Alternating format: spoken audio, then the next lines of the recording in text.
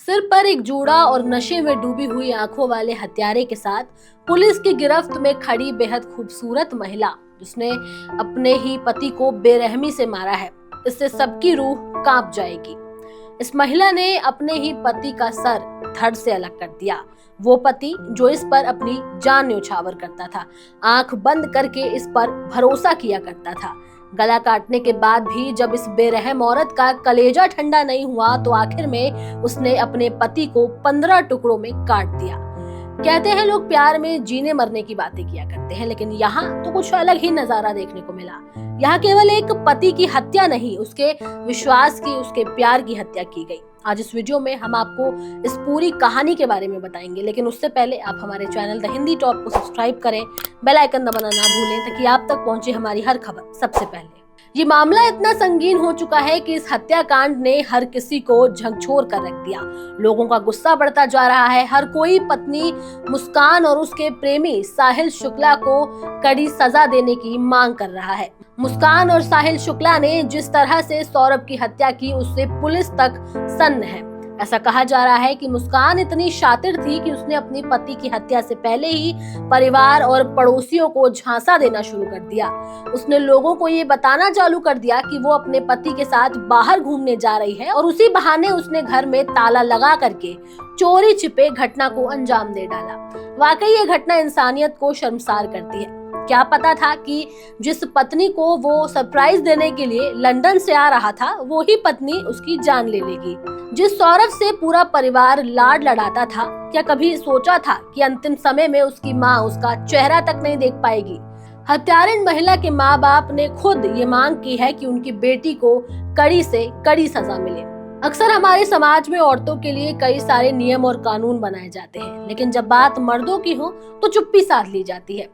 वैसे ये कोई पहला मामला नहीं है जहां इस तरह की घटना सामने आई है। इससे पहले भी हमने अतुल सुभाष का केस देखा था, जिसमें वो अपनी पत्नी से इतना परेशान हो गया था कि आखिर में उसने अपनी ही जान ले ली। पति की जान जाने के बाद पत्नी के चेहरे पर जरा भी अफसोस नहीं देखा गया। शादी एक ऐसा अटूट रिश्ता है जिसे अगर आप प्यार से निभाएं और प्यार से चलाएं और एक दूसरे का साथ दें तो जिंदगी आसान हो जाती है। लेकिन वही अगर आप अपनी ही लव स्टोरी के अतुल सुभाष या फिर सौरभ बन जाएं तो वो शादी आपके लिए किसी नर्क से कम नहीं होगी। इस घटना में भी यही हुआ है। एक पति जो अपनी पत्नी को बहुत प्यार करता था, लेकिन उसकी पत्नी तो किसी और से ही प्यार करती थी और यही वजह है कि उसने अपने पति की जान ले ली।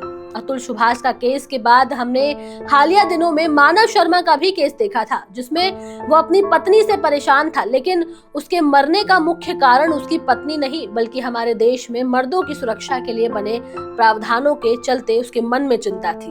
मानव शर्मा ने एक वीडियो संदेश भी छोड़ा था जाते जाते, जिसमें शादी में समस्या कानून पुरुषों के पक्ष में नहीं है, इस बात से वो ज्यादा परेशान था। जहाँ एक तरफ दुनिया में इतनी वैवाहिक समस्याएं हैं, वहाँ हम एक ऐसे रिश्ते की भी यहाँ बात करते हैं जिसमें अपने पति का साथ एक महिला ने आखिर दम तक निभाया। जी हाँ, हम बात कर रहे हैं नेपाल की रहने वाली सृजना की, जिसने अपनी पति की हर हाल में, हर मुश्किल समय में उसका साथ दिया।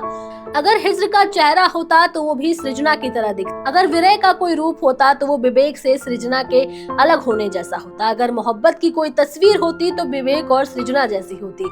मोहब्बत सिर्फ पाने का नाम नहीं बल्कि मोहब्बत खोने का भी नाम है। ये साबित किया है विवेक और सृजना ने। सृजना ये बात जानती थी कि विवेक को एक ऐसी बीमारी है जिससे वो ज्यादा समय तक जिंदा नहीं रह पाएगा, लेकिन फिर भी वो विवेक को ये महसूस नहीं होने देना चाहती थी कि वो कितनी परेशान है। उसने आखिर समय तक अपने पति का साथ निभाया और हर मुश्किल घड़ी में खड़ी रही, और अपने पति के जाने के बाद भी वो आज भी उसकी याद में रहती है। एक प्यार की कहानी ये भी है।